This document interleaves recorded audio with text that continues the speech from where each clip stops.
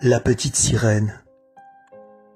Quelque part, très loin en mer, il existe un endroit où l'eau est aussi bleue que les pétales d'un joli bleuet et aussi transparente que le verre, mais si profonde qu'aucune encre de bateau ne parvient à en toucher le fond, et qu'il faudrait empiler de nombreuses tours d'église les unes sur les autres avant d'atteindre la surface. C'est à cet endroit-là, dans ces profondeurs, qu'habite le peuple de la mer. Attention, il ne faut pas croire que l'on n'y trouve que du sable blanc, bien au contraire, il y pousse des arbres et des plantes parmi les plus étranges, dont les branches et les feuilles sont si souples qu'elles se mettent à bouger au moindre mouvement d'eau comme si elles étaient vivantes. Tous les poissons, petits et gros, se faufilent entre les branchages comme les oiseaux le font chez nous dans les airs. À l'endroit le plus profond se dresse le palais du roi de la mer. Les murs sont en corail. Les longues fenêtres en forme d'amande sont constituées de l'ambre jaune le plus pur qui soit, et le toit est fait de coquillages qui s'ouvrent et se ferment au gré des courants marins. Ce spectacle est très joli, car chaque coquille contient de magnifiques perles, dont une seule suffirait à donner une valeur inestimable à la couronne d'une reine. Le roi de la mer était veuf depuis de nombreuses années, et c'était sa vieille mère qui s'occupait des affaires de la cour. Elle était intelligente, fière d'appartenir à une famille royale, et portait pour cette raison 12 huîtres sur sa nageoire, tandis que les autres personnages de la cour n'en portaient que 6. Elle méritait la plus grande estime, surtout parce qu'elle aimait les jeunes princesses, ses petites filles. 6 adorables enfants. La cadette était la plus belle de toutes, avec une peau claire et délicate comme un pétale de rose, des yeux bleus comme l'océan.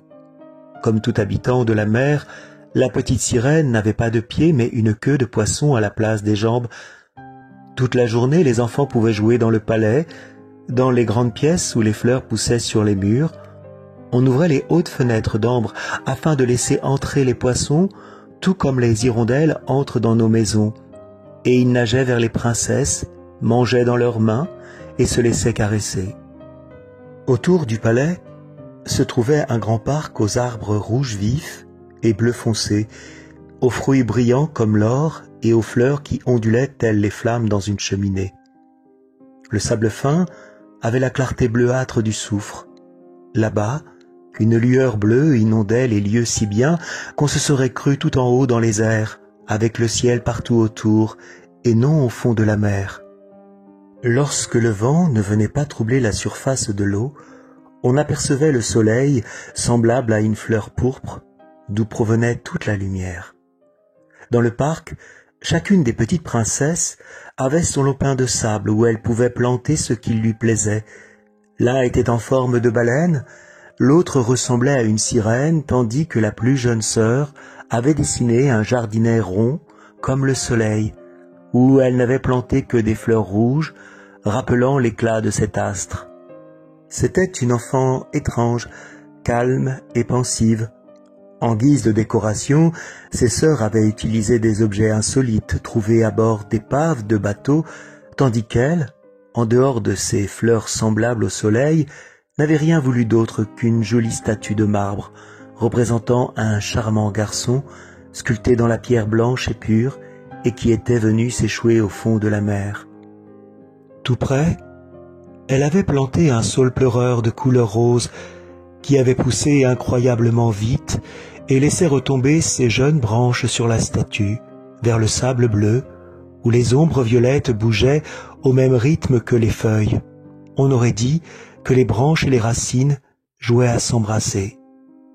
Rien ne faisait plus plaisir à la jeune princesse que d'entendre parler du monde des humains.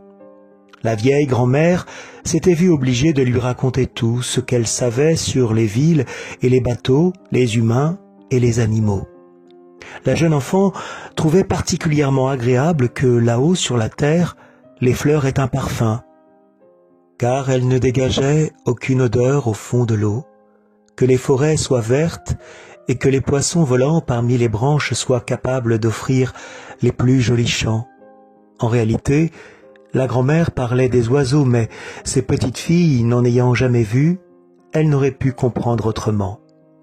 lorsque vous atteindrez l'âge de 15 ans, disait la grand-mère, vous aurez le droit de monter à la surface de l'eau, de profiter du clair de lune sur les rochers, de regarder passer les gros bateaux et d'admirer les forêts et les villes.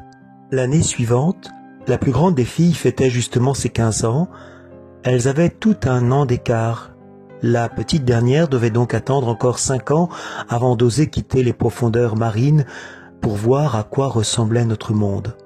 Mais l'aînée promit de raconter à son retour ce qu'elle aurait vu et aimé là-haut, car leur grand-mère ne leur en disait pas assez. Il y avait tellement de choses qu'elle désirait savoir. C'était la cadette la plus impatiente, elle qui justement devait attendre le plus longtemps, elle qui était d'ordinaire si calme et pensive. Souvent la nuit, elle se tenait devant sa fenêtre grande ouverte et levait les yeux vers cette eau sombre où les poissons agitaient leurs nageoires. Elle apercevait la lune et les étoiles, leur pâle lueur lui parvenait, mais lui paraissait bien plus grande qu'à nous car l'eau les grossissait comme une loupe. Si une sorte de gros nuage venait à les cacher, elle savait qu'une baleine ou un bateau rempli de passagers passait au-dessus d'elle. Ces gens-là ne pensaient pas qu'une jolie petite sirène se trouvait juste en dessous et levait ses mains toutes blanches vers la quille de leur navire. L'aînée fêta donc ses 15 ans et eut le droit de gagner la surface de l'eau. À son retour, elle avait 100 choses à raconter, mais ce qu'elle avait préféré par-dessus tout, disait-elle, avait été de rester allongée au clair de lune sur un banc de sable, au beau milieu d'une mer calme, de s'approcher de la côte pour observer la grande ville, scintillante de centaines de lumières telles des étoiles, d'entendre la musique et le vacarme des gens et des voitures, de voir les églises et leurs flèches, d'écouter sonner leurs cloches. La petite dernière avait très envie de vivre tout cela, mais elle n'en avait pas encore le droit. Oh, elle avait bien entendu le récit de son aîné, et lorsque le soir même, elle ouvrit la fenêtre et leva les yeux vers l'eau sombre, elle pensa à la ville, avec tous ses bruits, et il lui sembla alors entendre les cloches des églises. L'année suivante, ce fut la deuxième sœur qui eut le droit de monter tout là-haut et de nager où elle le désirait. Elle avait sorti la tête hors de l'eau au moment même où le soleil se couchait et c'était la plus belle chose qu'elle eût jamais vue. Le ciel s'était entièrement paré d'or, disait-elle, et les nuages, oh les nuages, elle ne s'arrêtait plus de décrire leur beauté, rouge, violet. Ils étaient passés au-dessus d'elle et un vol d'oies sauvages tel un grand voile blanc s'était déplacé, bien plus vite que les nuages, tout là-bas au-dessus de la mer du côté du soleil.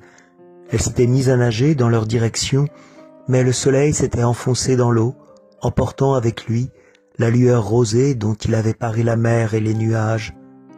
L'année d'après, la troisième sœur était partie, la plus courageuse de toutes, si bien qu'elle avait remonté le cours d'un large fleuve qui se jetait dans la mer.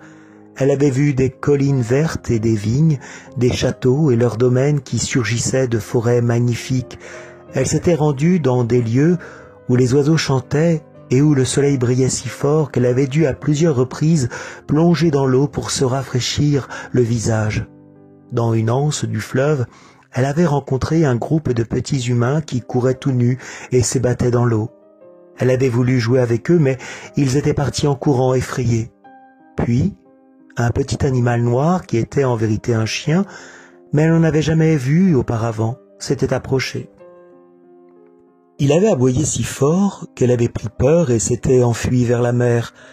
Elle ne pourrait jamais oublier les forêts magnifiques, les collines vertes, ni les charmants enfants qui savaient nager bien qu'ils n'eussent aucune nageoire. La quatrième sœur n'était pas si courageuse, elle avait préféré rester au milieu de l'océan. On pouvait voir très loin tout autour de soi, et le ciel était semblable à une énorme cloche de verre au-dessus de l'eau.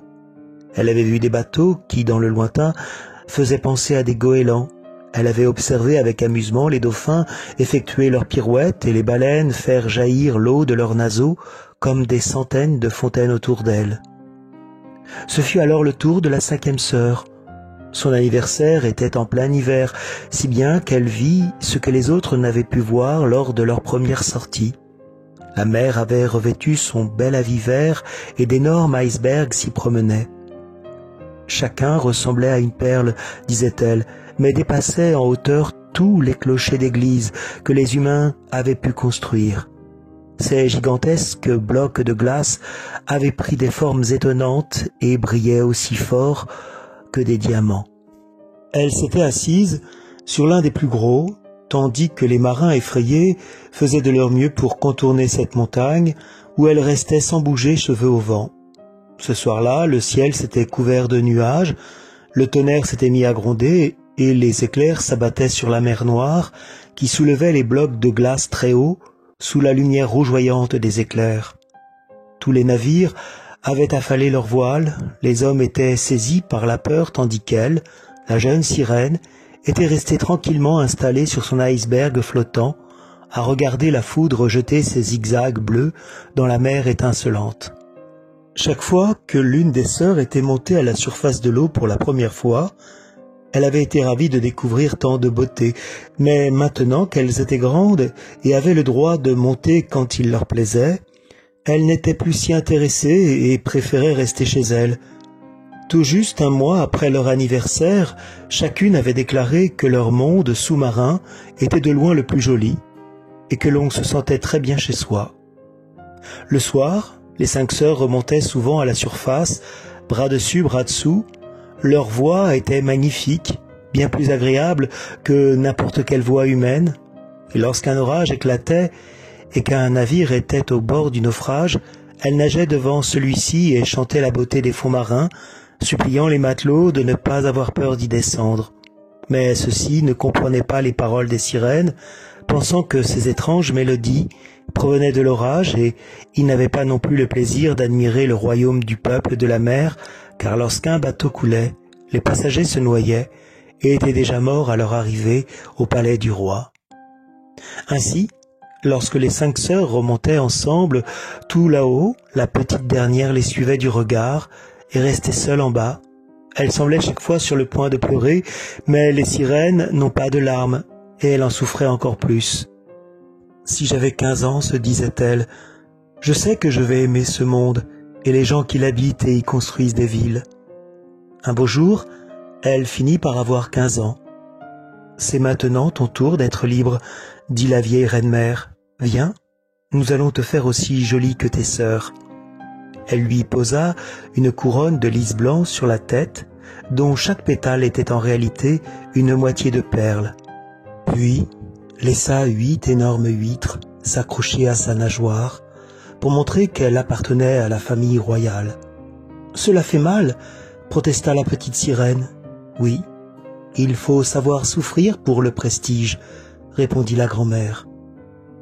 Comme elle aurait aimé secouer sa nageoire pour se débarrasser de ces signes de richesse et abandonner sa lourde couronne.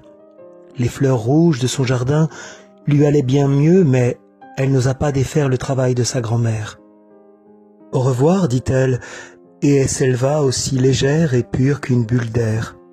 Le soleil venait de se coucher lorsqu'elle sortit la tête de l'eau, mais les nuages étaient encore parés de rose et d'or, et dans le ciel rougeâtre brillait l'étoile du soir éclatante de pureté. L'air était doux, la mer calme, un grand bateau à 3 mâts se tenait là, une seule voile hissée en l'absence de tout vent, et des matelots étaient assis sur les vergues et dans les cordages.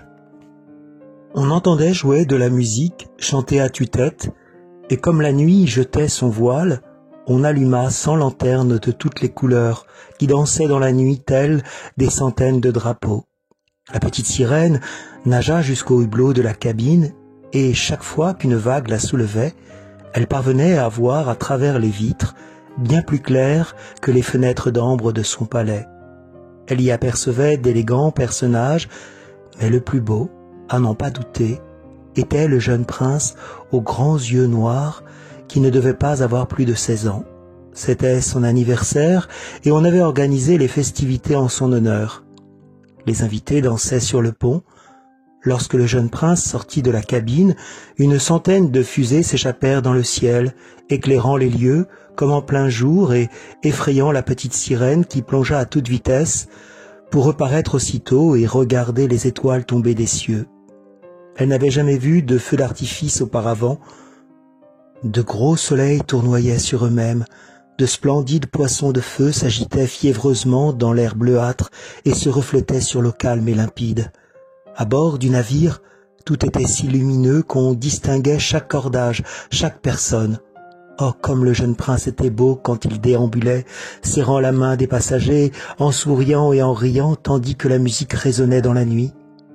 Il se faisait tard, mais la petite sirène ne pouvait quitter des yeux le navire et son joli prince.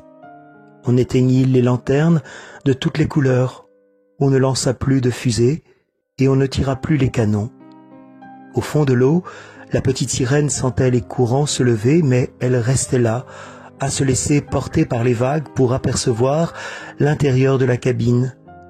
Le bateau prenait de plus en plus de vitesse, on avait monté les autres voiles qui gonflaient au vent, les vagues grossissaient de plus en plus, les nuages se rassemblaient, on apercevait des éclairs au loin.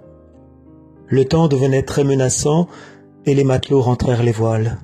Le navire roulait à toute vitesse sur la mer déchaînée. Les vagues se transformaient en montagnes avides de s'abattre sur les mâts et le navire plongeait tel un cygne entre les hautes vagues pour se laisser porter de nouveau sur leur crête. La petite sirène trouvait cela amusant, mais les marins étaient affolés. Le navire craquait, grinçait, les planches, pourtant épaisses, se déformaient sous les attaques de la mer démontée. Le mât se brisa en plein milieu tel un roseau fragile. Le navire vacilla et l'eau s'infiltra dans la cale. La petite sirène comprit alors qu'il courait un danger. Elle-même devait faire attention aux poutres et aux planches qui y dérivaient. Pendant un instant, tout devint si sombre qu'elle n'y vit plus rien, puis tout à coup, dans la lumière d'un éclair, elle les distingua tous. Chacun s'affairait du mieux qu'il pouvait, mais c'est surtout le jeune prince qu'elle désirait retrouver, et elle le vit s'enfoncer dans les profondeurs de l'océan, à l'instant même où le navire se déchirait en deux. Sur le moment, elle en fut réjouie, car cela signifiait qu'il la rejoignait au palais de son père. Mais elle se souvint ensuite que les humains ne peuvent pas vivre dans l'eau et que s'ils parvenaient au fond, ils seraient morts. Non, elle ne voulait pas qu'il meure. Alors elle se mit à nager entre les poutres et les planches qui dérivaient, oubliant qu'elle pourrait s'y faire écraser elle-même, plongea à sa recherche, puis remonta parmi les vagues et finit par trouver le jeune prince, à bout de force, dans cette mer déchaînée. Déjà ses beaux yeux se fermaient, et il se serait noyé si la petite sirène n'était pas venue à son secours. Elle lui maintint la tête hors de l'eau et laissa les vagues les emporter où bon leur semblait. Au petit matin, le mauvais temps était loin, il n'y avait plus aucune trace du bateau. Le soleil rougeoyant qui sortait de l'eau semblait redonner quelque couleur au prince, dont les yeux restèrent cependant fermés. La petite sirène embrassa son grand front et passa la main dans ses cheveux mouillés. Il ressemblait à la statue de marbre de son petit jardin sous-marin. Elle l'embrassa de nouveau en souhaitant ardemment le voir vivre. Elle apercevait maintenant la terre ferme et ces hautes montagnes bleues sur le sommet desquelles brillaient les amas de neige comme autant de cygnes. Sur la côte, une église avait été construite tout près d'une belle forêt verdoyante, à moins que ce ne fût un couvent. La petite sirène ne savait pas au juste. Dans le jardin, on avait planté des citronniers et des orangers, d'immenses palmiers se dressaient de part et d'autre du portail. À cet endroit, la côte formait une baie où l'eau était calme, mais très profonde jusqu'à la plage de rochers et de sable blanc. La petite sirène gagna le rivage avec le beau prince dans ses bras et le déposa sur le sable fin en veillant à ce que sa tête soit bien réchauffée par le soleil. Les cloches du grand bâtiment blanc se mirent à sonner et un groupe de jeunes filles se dispersa dans le jardin. La petite sirène partit se cacher derrière quelques rochers qui dépassaient de l'eau, mit un peu d'écume sur ses cheveux et sa poitrine, de manière à ce que personne ne puisse apercevoir son petit visage, puis épia les jeunes filles pour savoir qui viendrait au secours du prince. Très rapidement, l'une d'elles s'approcha de l'endroit où il reposait. Elle parut d'abord effrayée, puis se dépêcha d'aller chercher les autres. La petite sirène vit qu'il revenait à lui et souriait à toutes les filles, mais il ne regardait pas vers elle. Il ne savait pas que c'était elle qui lui avait sauvé la vie. Aussitôt que le prince fut porté à l'intérieur du couvent, la petite sirène plongea et rejoignit, malheureuse, le palais de son père. Elle avait toujours été triste et pensive, mais elle le devint encore davantage. Ses sœurs lui demandèrent ce qu'elle avait vu pour sa première sortie, mais elle ne leur raconta rien. Matin et soir, elle remontait près de la plage où elle avait laissé le prince. Elle vit les fruits mûrir, puis des gens venir les cueillir, la neige fondit sur les sommets, mais elle n'aperçut jamais celui qu'elle attendait et redescendait toujours plus triste chez elle. Elle allait se consoler dans son petit jardin, passait les bras autour de la jolie statue qui ressemblait tant au prince et ne s'occupait plus de ses fleurs qui formaient maintenant un îlot broussailleux, envahissaient les allées et emmêlaient leurs longues feuilles dans les branches de l'arbre sous lequel il faisait très sombre. Un jour qu'elle n'en pouvait plus de garder ce secret, elle en parla à l'une de ses sœurs qui avertit toutes les autres, ainsi que quelques autres sirènes qui le dirent à leur tour à quelques amis seulement. L'une d'elles connaissait le prince, avait vu son bateau et savait où trouver son royaume. « Viens, petite sœur », lui dirent les autres princesses, et elles partirent, bras dessus, bras dessous, nagèrent un moment puis sortirent la tête de l'eau, juste devant le château du prince. Il était en pierre jaune claire, luisante, avec de grands escaliers en marbre qui descendaient jusque dans la mer. De somptueuses coupoles dorées s'élevaient sur les toits, et tout autour du château, entre les colonnes, se dressaient des statues de marbre qui semblaient presque vivantes. Les hautes fenêtres laissaient voir de magnifiques salons, avec leurs rideaux de soie et leurs tapisseries accrochées au mur, côtoyant de gigantesques tableaux. Quel régal pour les yeux! Une fontaine gargouillait au centre de la plus grande pièce. Juste au-dessus, une coupole de verre laissait filtrer le soleil qui posait ses rayons sur l'eau jaillissante et les jolies plantes du bassin. Maintenant qu'elle savait où il habitait, elle s'y rendait souvent le soir et la nuit, s'approchant des humains bien plus que les autres sirènes n'osaient le faire, remontant les 3 canals jusque sous le magnifique balcon de marbre qui jetait son ombre loin sur l'eau. Elle s'asseyait là et observait le jeune prince alors qu'il se croyait seul sous le clair de lune. Souvent le soir, il sortait en mer et l'on jouait de la musique sur son navire somptueux, les pavillons battaient l'air, il fendait les bancs de roseaux verts et gonflait ses voiles argentées dans le vent. En l'apercevant au loin, on croyait voir un cygne déployer ses ailes. La nuit, parfois, elle entendait les pêcheurs en mer dire du bien du jeune prince et elle se réjouissait de lui avoir sauvé la vie alors qu'il dérivait à moitié mort au milieu des vagues déchaînées. Elle repensait au moment où la tête du prince avait reposé sur sa poitrine, à tous les baisers qu'elle lui avait donnés avec amour. Il ne savait rien de tout cela et ne pouvait même pas rêver d'elle. Elle appréciait les humains de plus en plus et souhaitait chaque jour davantage pouvoir vivre parmi eux. Leur monde lui semblait bien plus grand que le sien. Il pouvait à la fois naviguer sur les océans, grimper sur les hautes montagnes au-dessus des nuages, et les terres qu'il possédait, couvertes de forêts et de champs, s'étendaient bien au-delà de ce que les yeux lui permettaient de voir. Il y avait tellement de choses qu'elle voulait connaître et auxquelles ses sœurs n'avaient pas de réponse qu'elle allait interroger sa grand-mère. Celle-ci connaissait bien le monde de là-haut, qu'elle appelait fort justement le pays au-dessus de la mer.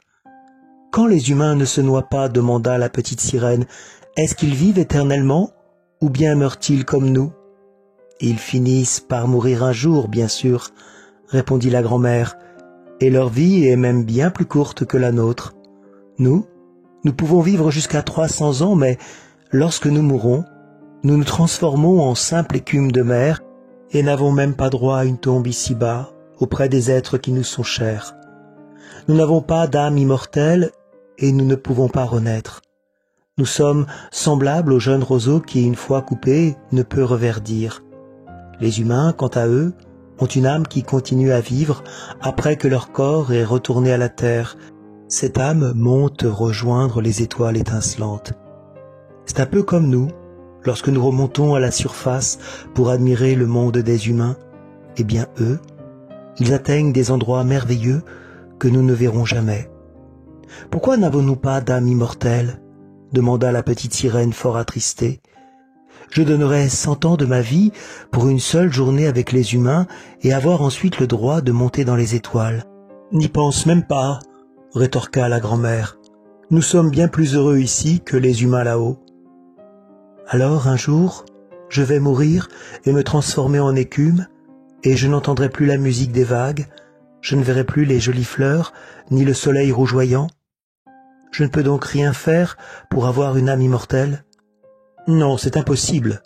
Il faudrait qu'un homme t'aime plus que ses propres père et mère, que tout son amour et toutes ses pensées soient tournées vers toi, qu'il demande à un pasteur de mettre sa main droite dans la tienne et qu'il te jure fidélité pour l'éternité.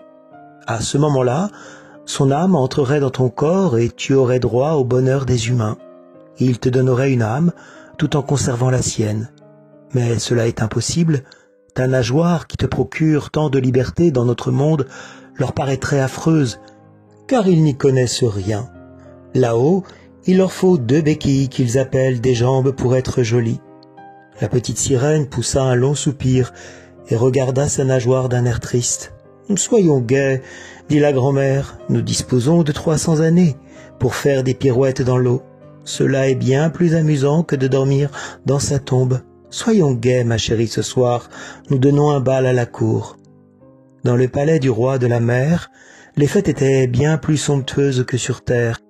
Les murs et le plafond de la salle de danse étaient en verre épais. Plusieurs centaines de gigantesques coquillages roses et verts comme les prairies se tenaient en rang de chaque côté de la salle, l'éclairant à l'aide de torches bleues dont la lumière traversait également les murs transparents et illuminait la mer. On voyait d'innombrables poissons grands ou petits qui s'approchaient de la paroi de verre et dont les écailles brillaient, tantôt pourpres, tantôt dorées et argentées.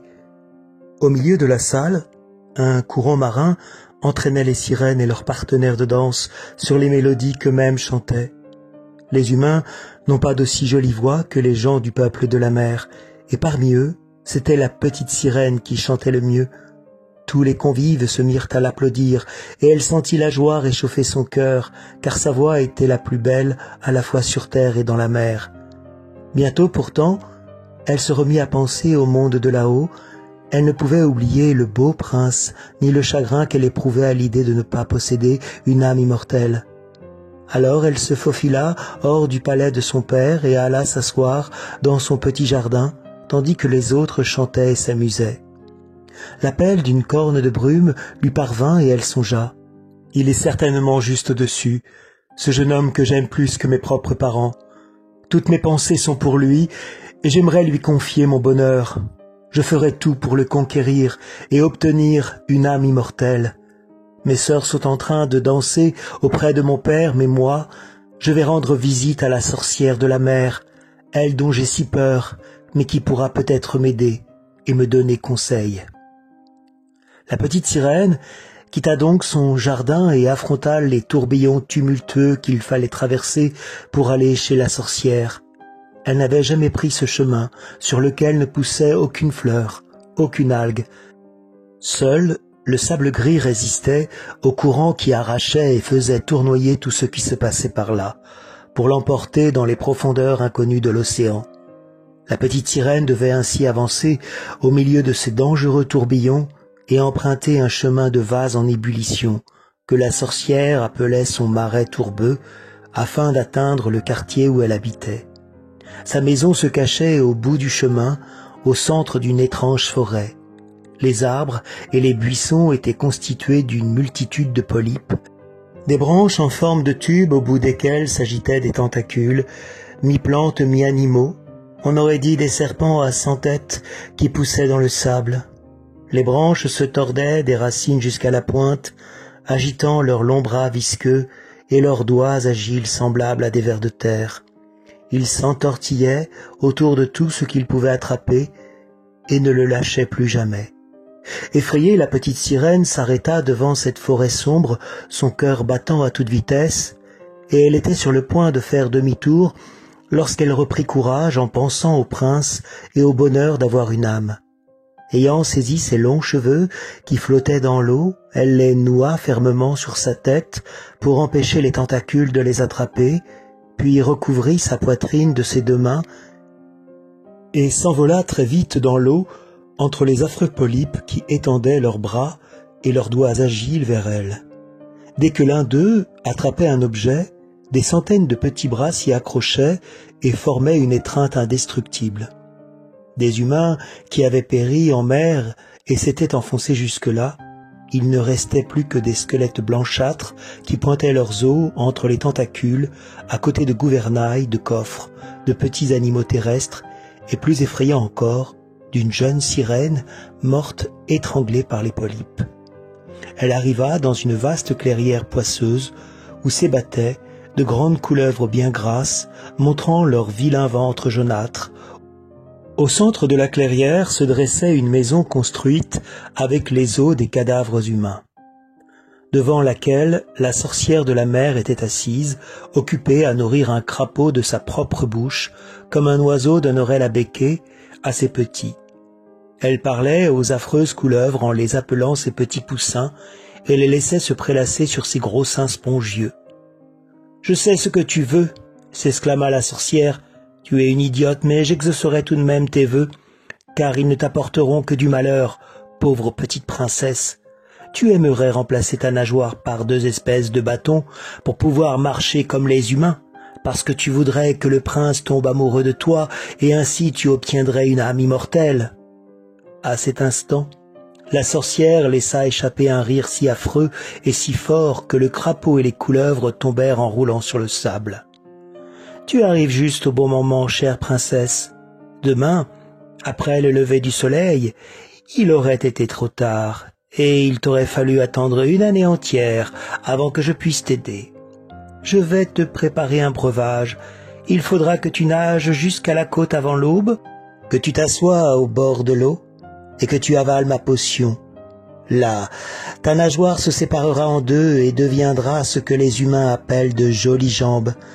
Mais tu auras très mal, comme si on t'enfonçait une épée dans le corps.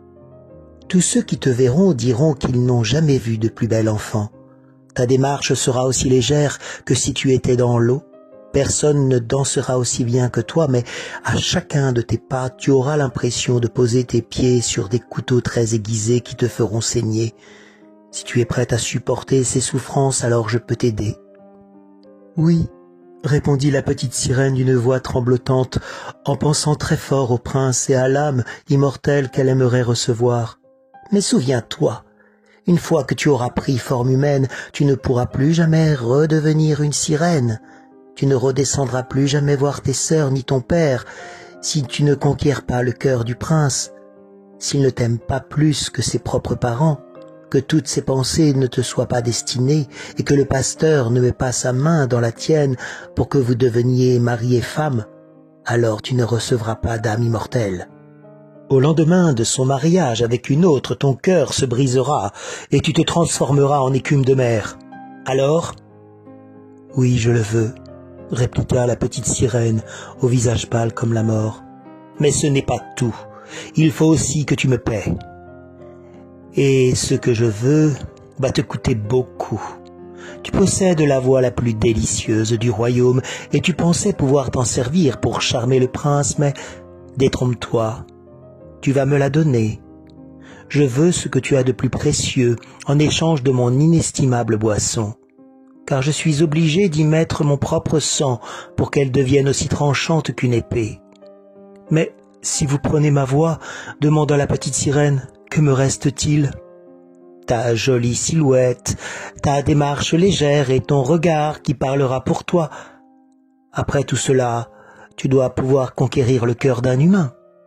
Alors, on a peur tout à coup. Sors donc ta langue que je la coupe, et je te donnerai mon puissant breuvage. Ainsi soit-il, répondit la petite sirène, et la sorcière sortit son chaudron pour préparer la potion magique. La propreté est une qualité, ajouta la sorcière en nouant les couleuvres ensemble pour nettoyer le récipient. Après cela, elle se fit une entaille au sein et laissa son sang noir couler goutte à goutte. Une fumée s'en dégagea en prenant des formes étonnantes devant lesquelles on ne pouvait qu'être effrayé. La sorcière ajouta de nombreux ingrédients jusqu'à ébullition, dont le bruit rappelait les pleurs d'un crocodile. La potion terminée, elle était devenue claire comme de l'eau de source. « Voilà », dit la sorcière. Elle coupa aussitôt la langue de la petite sirène qui devint muette, incapable de parler ou de chanter à tout jamais. « Lorsque tu traverseras ma forêt, dit la sorcière, si les polypes essaient de t'attraper, il te suffira de leur jeter une seule goutte de mon breuvage. Leurs bras et leurs doigts se briseront aussitôt en 1000 morceaux. » Mais cela ne fut pas nécessaire car les polypes épouvantés se recroquevillaient sur eux-mêmes en apercevant la potion flamboyante qui luisait telle une étoile entre les mains de la petite sirène. C'est ainsi qu'elle put retraverser à toute vitesse la forêt, les marais, ainsi que les tourbillons tumultueux. Elle observa de loin le palais de son père. Dans la salle de bal, les flambeaux étaient éteints. Ils devaient tous dormir à présent, et elle n'osait pas les déranger maintenant qu'elle était muette et ne pourrait jamais revenir les voir. Son chagrin lui brisait le cœur. Elle se faufila dans le parc, cueillit une fleur dans le jardin de chacune de ses sœurs, envoya 1000 baisers en direction du palais et s'enfonça dans l'eau sombre pour remonter à la surface. Le soleil ne s'était pas encore levé lorsqu'elle arriva au château du prince et se hissa sur le somptueux escalier de marbre. La lune offrait une douce clarté. La petite sirène avala la potion brûlante, puis eut l'impression qu'une épée transperçait son joli corps. Elle s'évanouit et resta immobile comme morte. Ce furent les rayons du soleil qui la réveillèrent. Elle ouvrit les yeux, assaillie par une forte douleur, et vit, juste devant elle, le jeune et beau prince qui la regardait attentivement. Elle baissa le regard, se rendit compte que sa nageoire s'était transformée en 2 magnifiques jambes blanches et qu'elle était toute nue. Alors elle s'enveloppa dans ses longs cheveux. Le prince lui demanda qui elle était et comment elle était arrivée là. Elle le regarda d'un air à la fois doux et triste, avec ses yeux bleus foncés, car elle ne pouvait bien sûr plus parler. Il la prit par la main et la conduisit au château. Tout se passa comme le lui avait annoncé la sorcière. Chaque pas lui donnait l'impression de marcher sur des aiguilles pointues et des couteaux tranchants, ce qu'elle supportait volontiers, se sentant si légère au bras du prince. Sa démarche était des plus élégantes, et tout le monde au château fut en admiration devant elle. On la vêtit de précieux habits en soie et mousseline, faisant d'elle la plus belle femme de la cour, mais elle était muette et ne pouvait ni chanter ni parler. Un jour, de belles esclaves vêtues de soie et d'or vinrent danser et chanter en l'honneur du prince et de la famille royale. Il remarqua l'une d'elles qui chantait merveilleusement, l'applaudit et lui sourit longuement, au grand désespoir de la petite sirène qui chantait mieux encore autrefois. Elle pensa alors, si seulement le prince savait que j'ai abandonné ma voix à tout jamais pour vivre auprès de lui. Sur un air de musique féerique, les esclaves se mirent à danser gracieusement. La petite sirène éleva alors ses bras blancs, se hissa sur la pointe des pieds et dansa comme jamais personne n'avait dansé, si légère qu'elle semblait flotter au-dessus du sol. À chaque mouvement de son corps, l'assistance remarquait davantage sa beauté et son regard profond était encore plus émouvant que le chant des esclaves.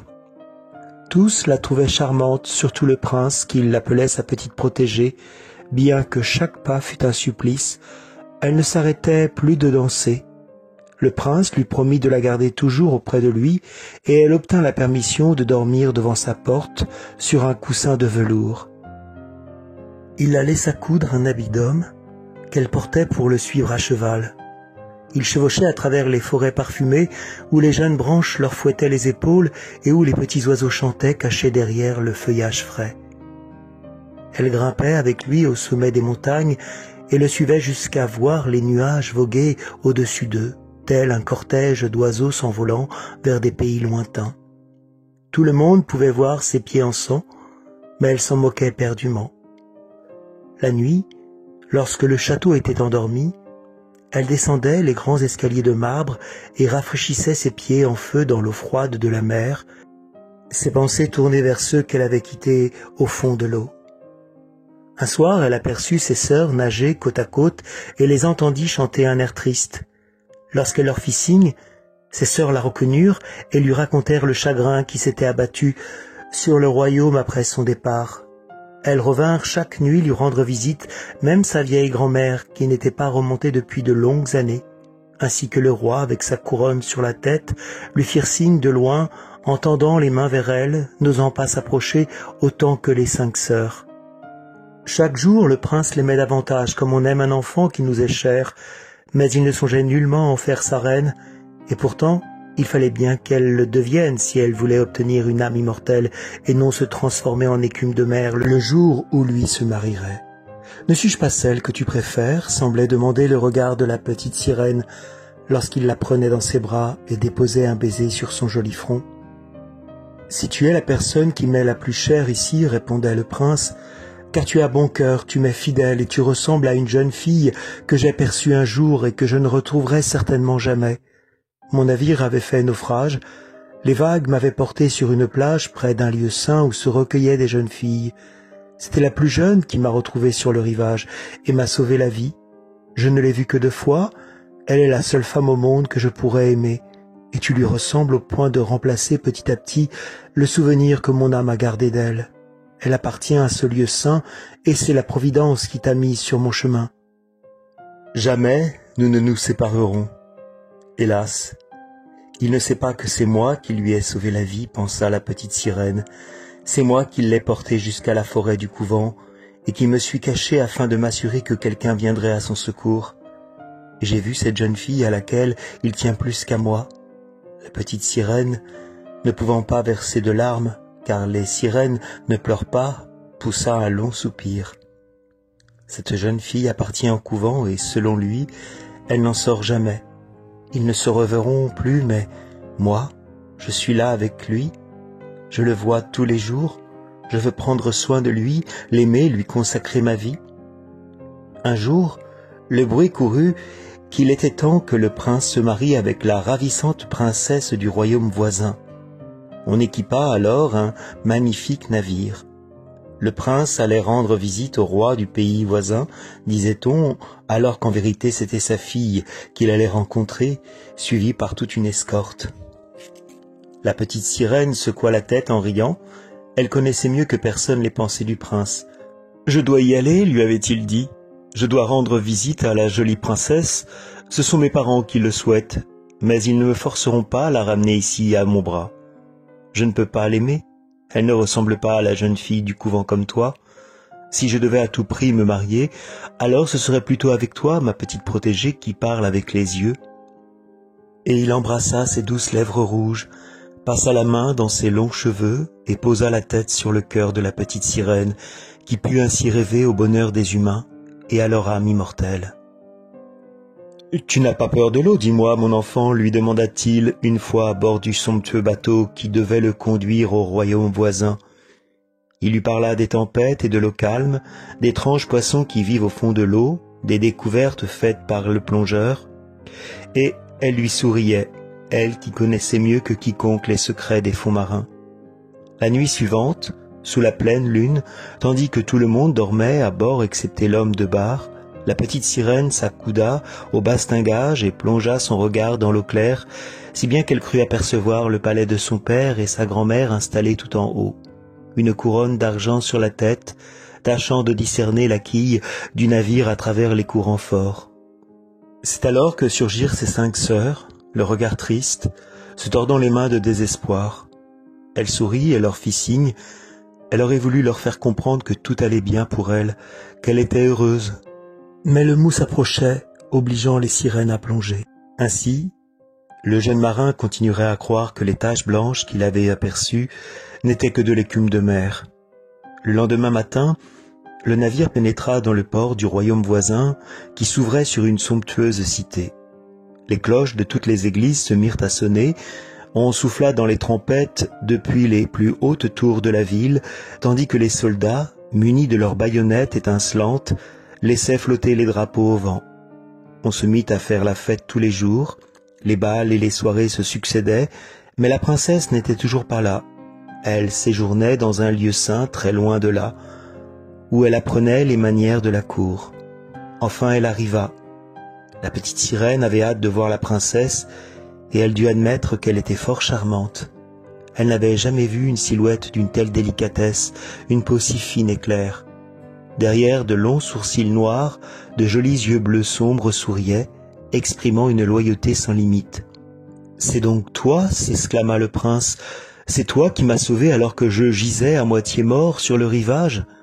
Sur ces paroles, il prit la princesse dans ses bras, ne manquant pas de la faire rougir. « Quel bonheur » dit-il à la petite sirène, « je n'osais plus espérer et voilà que mon plus beau rêve se réalise. Tu vas te réjouir de mon bonheur, car c'est toi qui tiens le plus à moi. » La petite sirène lui embrassa la main, sentant son cœur se briser en petits morceaux. Le mariage du prince et de la princesse sonnerait sa mort et elle se transformerait aussitôt en écume de mer.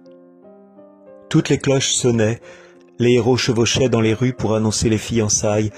Sur tous les autels, des huiles parfumées brûlaient dans de magnifiques lampes en argent. Les pasteurs balançaient les encensoirs, tandis que les futurs mariés unissaient leurs mains et accueillaient la bénédiction de l'évêque. La petite sirène, vêtue de soie et d'or, portait la traîne de la mariée, incapable d'écouter la joyeuse musique ni d'admirer la cérémonie sacrée. Elle pensait à la nuit de sa mort, à tout ce qu'elle aurait bientôt perdu dans ce monde. Le soir même, les jeunes mariés embarquaient sur le navire, on tirait au canon, tous les pavillons battaient au vent. On avait monté au milieu du pont une tente royale aux étoffes pourpres et dorées, munie de confortables coussins, dans laquelle le couple de mariés devait dormir, baigné de la fraîcheur et du calme de la nuit. Le vent gonflait les voiles, le navire glissait en douceur sur l'eau claire.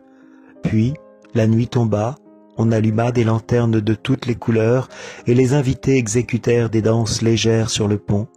Sans doute la petite sirène pensait-elle au premier soir où elle avait sorti la tête de l'eau et avait pu admirer les passagers danser dans la joie à bord du magnifique bateau. Elle entra en virevoltant dans la danse, s'élevant dans les airs telle une hirondelle traquée par un chasseur. Tous lui manifestèrent leur admiration en l'acclamant. Jamais elle n'avait dansé avec tant de grâce, ses petits pieds étaient lacérés, mais elle ne s'en rendait pas compte, car son cœur lui faisait encore plus mal. Elle savait qu'elle voyait le prince pour la dernière fois, lui pour qui elle avait abandonné sa famille et son palais, lui pour qui elle avait sacrifié sa voix magnifique et souffrait atrocement, sans qu'il en sache rien. C'était la dernière fois qu'elle respirait le même air que lui, admirait la mer profonde et le ciel bleu rempli d'étoiles. Une nuit éternelle, sans rêve ni pensée l'attendait, elle qui n'avait pas d'âme et ne pouvait en recevoir une. À bord du navire, tout ne fut que joie et bonheur jusqu'à plus de minuit, tandis qu'elle riait et dansait en pensant à sa mort prochaine. Le prince embrassa sa gentille épouse qui jouait avec les courts cheveux bruns de son amour. Puis, ils partirent main dans la main, se reposer dans la somptueuse tente. Le silence se fit alors. Seul l'homme de bar était à son poste. La petite sirène s'accouda au bastingage et fixa son regard sur l'est, attendant le lever du soleil dont les premiers rayons la tueraient. Elle aperçut alors ses sœurs, pâles elles aussi, faire surface. Leurs longs cheveux ne volaient plus au vent, on les avait coupés. Nous les avons donnés à la sorcière, afin qu'elle nous aide et que tu ne meurs pas cette nuit. Elle nous a remis ce couteau, prends-le. Vois comme il est tranchant. Avant le lever du soleil, il te faudra l'enfoncer dans le cœur du prince, et lorsque son sang inondera tes pieds, tu retrouveras ta nageoire et seras de nouveau une sirène. Tu pourras revenir au fond de l'eau et vivre 300 ans avant de te transformer en écume de mer. Dépêche-toi, c'est toi ou lui, avant le lever du jour. Notre vieille grand-mère se lamente, et tous ses cheveux blancs sont tombés, comme les nôtres, sous les ciseaux de la sorcière. Tue le prince et rejoins-nous, dépêche-toi. Vois-tu le fil rouge à l'horizon? Dans quelques minutes, le soleil te tuera. Les sirènes lâchèrent un long et douloureux soupir, puis plongèrent entre les vagues. La petite sirène écarta la toile pourpre pour pénétrer à l'intérieur de la tente, et vit la délicieuse mariée endormie, la tête posée contre la poitrine du prince. Elle s'agenouilla auprès de lui et déposa un baiser sur son front délicat, tourna les yeux vers le ciel qui rougissait de plus en plus, puis vers le couteau à la lame tranchante et regarda encore le prince qui prononçait le nom de sa bien-aimée dans son sommeil. Elle seule occupait désormais ses pensées. Le couteau luisait dans la main tremblante de la petite sirène, quand tout à coup, elle le jeta loin dans la mer, qui rougit aussitôt, comme si des gouttes de sang en avaient jailli. Les yeux à moitié éteints, elle admira le prince une dernière fois, sauta du navire, s'enfonça dans l'eau et sentit son corps se décomposer en écume. Le soleil s'élevait, ses doux rayons réchauffaient l'écume glacée par la mort, si bien que la petite sirène n'avait pas l'impression d'être morte. Elle voyait le soleil et une centaine de créatures transparentes flottaient agréablement au-dessus d'elle. À travers leur corps, elle apercevait les voiles blanches du navire ainsi que les nuages rougeâtres suspendus dans le ciel. Leurs voix mélodieuses étaient spirituelles. Aucun humain ne pouvait les entendre ni les voir. Ces créatures étaient si légères qu'elles n'avaient pas besoin d'elles pour flotter dans les airs. La petite sirène se rendit alors compte que son corps était semblable au leur, et qu'elle s'élevait en leur compagnie, abandonnant son écume. « Qui êtes-vous » demanda-t-elle à l'une des voix qui sonnait comme celle de ces créatures, une voix spirituelle qu'aucune musique terrestre n'aurait pu reproduire. « Nous sommes les filles de l'air » répondirent-elles. « Les sirènes ne possèdent pas d'âme immortelle et ne peuvent en obtenir une qu'en gagnant l'amour d'un homme. Leur existence dans l'éternité dépend d'un élément qu'elles ne sauraient contrôler. Les filles de l'air, elles non plus n'ont pas d'âme immortelle, mais peuvent en recevoir une en accomplissant de bonnes actions. Nous nous envolons vers des contrées chaudes où l'air pestilentiel emporte les gens, et nous y soufflons un air frais. Nous répandons le parfum des fleurs et provoquons des courants qui réconfortent et qui guérissent. Après, nous nous efforçons pendant 300 ans à faire le bien, nous obtenons une âme et accédons au bonheur éternel des humains.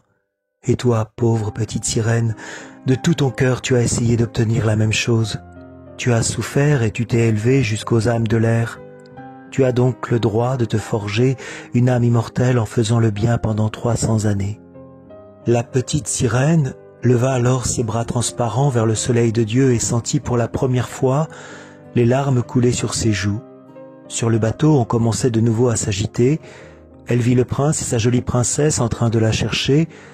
Le regard mélancolique, il scrutait l'écume bouillonnante comme s'il savait qu'elle s'était jetée dans les vagues. Sans qu'il puisse s'en apercevoir, elle déposa un baiser sur le front de la mariée, offrit un dernier sourire au prince et monta sur le nuage rose avec les autres enfants de l'air. Dans 300 ans, nous pourrons planer ainsi au royaume de Dieu. Peut-être même avant, murmura l'une d'elles. Invisibles, nous nous glissons dans les maisons et chaque fois que nous trouvons un enfant charitable qui fait le bonheur de ses parents et mérite leur amour, alors Dieu diminue notre épreuve. L'enfant ne nous voit pas voler à travers sa maison. S'il nous fait sourire lorsque nous l'admirons, nous gagnons une année entière sur les 300 ans.